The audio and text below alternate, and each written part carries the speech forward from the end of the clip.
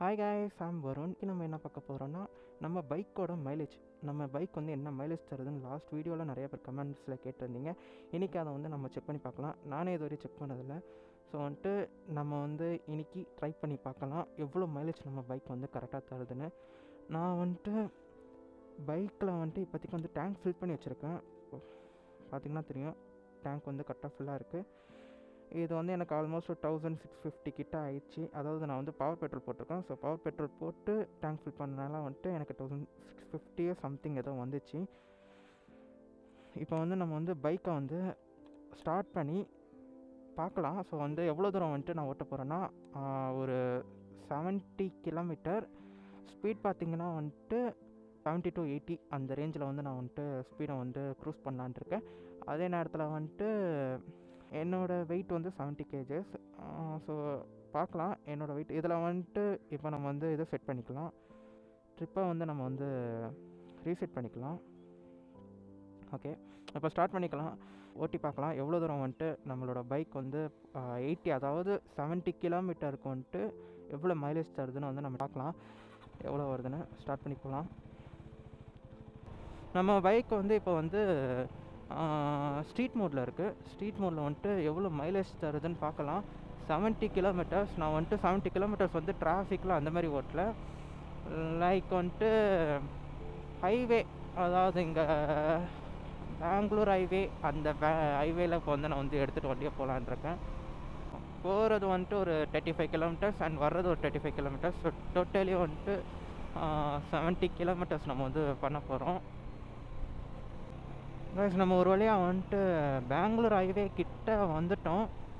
அந்த இடத்துல ஸ்டார்ட் பண்ணதுலேருந்து ஒரு 2 கிலோமீட்டர்ஸ் வந்து ஓட்டிகிட்ருக்கேன். இன்னொன்று என்னென்னா, நம்ம 7500 RPM கீழே தான் ஓட்ட போகிறோம். 7000 RPM கீழே 80 கிலோமீட்டர் ஸ்பீடில் வந்துட்டு நம்ம வந்து க்ரூஸ் பண்ண போகிறோம். ஸோ 2 கிலோமீட்டர், ஆல்மோஸ்ட் ஒரு 3 கிலோமீட்டர் ஓட்டியிருக்கோம். ஹைவேல வந்துட்டு நம்ம பேலன்ஸ் வந்து இது பண்ண போகிறோம், கம்ப்ளீட் பண்ண போகிறோம். அதாவது 32 கிலோமீட்டர் வரும். 32 கிலோமீட்டர் ஹைவேல நம்ம ஓட்ட போகிறோம் ஒரு 80 கிலோமீட்டர் ஸ்பீடில். கேமராவோட ஆங்கிள்லாம் நம்மளுக்கு வந்து எப்படி இருக்குன்னு சொல்லுங்கள்.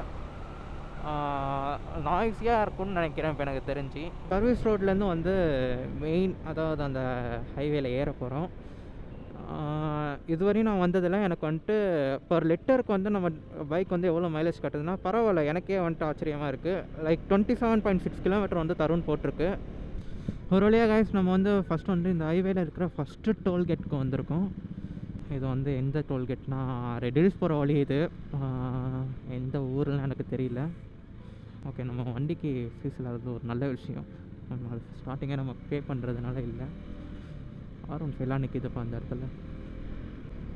அங்கேருந்து ஏதோ சம்திங் மியூஞ்சூர் வந்து ஏதோ 30 கிலோமீட்டர் சம்திங் ஏதோ போட்டு இருந்துச்சு.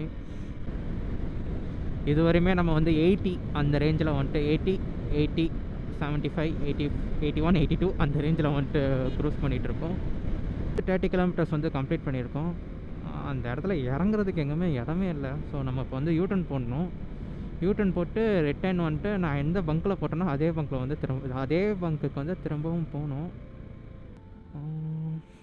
ஓகே, அந்த சரி யூட்டன் போடலாம் தான் நினைக்கிறேன். இவரோட கையெல்லாம் காட்டுறாரு.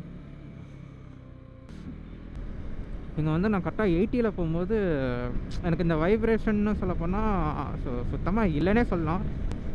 இப்போ இருக்கிற ஃபுல் டேங்க்குக்கு எனக்கு வந்து 410 கிலோமீட்டர் போகணுன்னு சொல்லி காமிக்குது. அண்ட் வந்துட்டு பர் லிட்டருக்கு வந்து 29.6 தான் இன்னும் காமிச்சிட்ருக்கு. பரவாயில்ல, சூப்பர் தான்.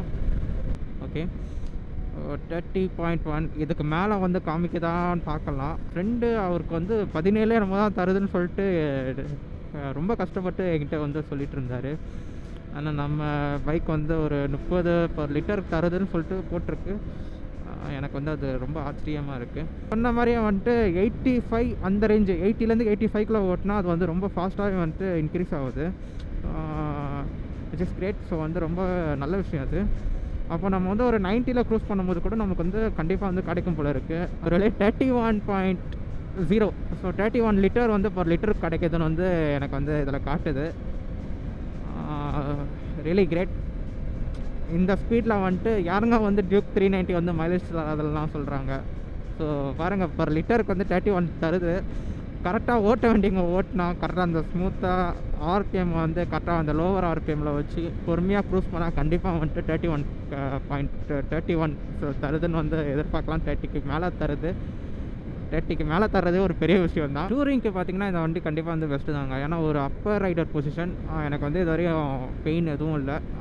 ரைட் ஹேண்ட் மட்டும் லைட்டாக மறுத்துருக்கு. அதை வந்து நம்ம க்ளவுஸ் போட்டு வந்து இது பண்ணிக்கலாம். ரைடிங் க்ளவுஸ் போட்டு வந்து அதை இது மேனேஜ் பண்ணிக்கலாம். மற்றபடி மைலேஜ் இவ்வளோ தருது. ஸோ கண்டிப்பாக வந்து டூரிங்க்கு ஒரு 100க்கு 90 to 100 அந்த ரேஞ்சில் க்ரூஸ் பண்ணுறதுக்கு மைலேஜ் வந்து கண்டிப்பாக நல்லாவே தரும்.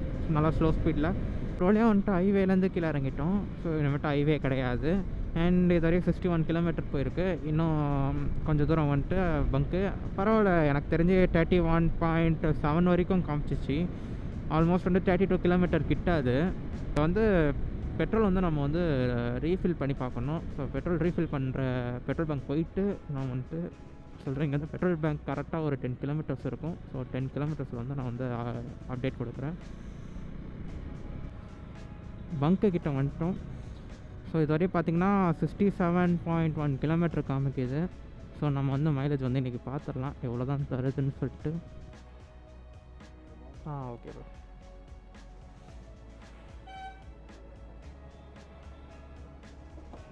நம்ம வந்து டேங்கை ரீஃபில் பண்ணியாச்சு. கரெக்டாக பார்த்திங்கன்னா வந்து எவ்வளோ வந்து பெட்ரோல் வந்து நம்மளுக்கு வந்து 67.1 கிலோமீட்டருக்கு வந்து எவ்வளோ பெட்ரோல் வந்து எடுத்துருக்குன்னா நம்ம பைக்கு ஆல்மோஸ்ட் வந்து 2.11 லிட்டர்ஸ். ஸோ வந்துட்டு நான் இது வந்து பவர் போடல, இது வந்து நார்மல் தான் போட்டிருக்கேன். 2.11 லிட்டர்ஸ் வந்து எடுத்திருக்கு. அதாவது 213 ரூபாய் எனக்கு ஆயிருக்கு. ஸோ இது எப்படி போட்டு பார்க்கலான்னா கால்குலேட்டரில் வந்துட்டு 2.11 டிவைடட் பை 2னா வந்து 1.1 லிட்டர். ஸோ 1 லிட்டர் வச்சுக்கலாம் அதை. ஸோ வந்து இப்போ 67 டிவைடட் பை 2னா வந்துட்டு ஸோ அப்ராக்சிமேட்லி நம்மளுக்கு வந்து பர் லிட்டருக்கு வந்து 33.5 லிட்டர்ஸ் வந்து கிடச்சிருக்கு. ஆக்சுவலி ரொம்பவே வந்துட்டு பெரிய விஷயம் இது. நம்ம கரெக்டான லெவலில் கரெக்டான ஆர்பிஎம்மில் ஓட்டினா கண்டிப்பாக வந்து நம்மளுக்கு வந்து நல்ல மைலேஜ் வந்து இந்த பைக் தருது.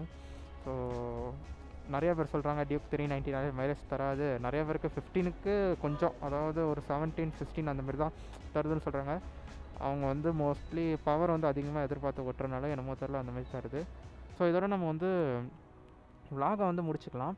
இன்றைக்கி வந்து டியூக் 390யோட மைலேஜ் செக் பண்ணியாச்சு. என்ன கேட்டால் என் ஃப்ரெண்டு வந்து இதை கேட்டார்னா வந்து வாயை பொழப்பார் எனக்கு தெரிஞ்சு. ஏன்னா 33 கிடைக்கிறது வந்து டேங்க் ஃபில் பண்ணி இது பண்ணி கம்மி பண்ணி தான். ஸோ நம்ம வந்து ஆல்மோஸ்ட் வந்துட்டு நான் 70 கிலோமீட்டர் ஓட்டலான்னு பார்த்தா ஆனால் வந்துட்டு கொஞ்சம் சின்ன இதுவாகிடுச்சு.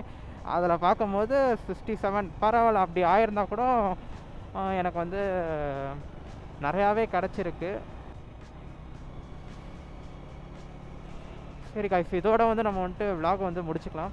ஸோ வந்து நம்ம சேனலை வந்து பார்த்துட்ருக்கீங்கன்னா இந்தமாதிரி நிறைய அப்டேட்டான நம்ம 390க்கு என்ன உங்களுக்கு வந்து டீட்டெயில்டாக வீடியோ வேணும்னு சொல்லி கேளுங்க. கண்டிப்பாக வந்து அப்டேட் பண்ணுறேன்.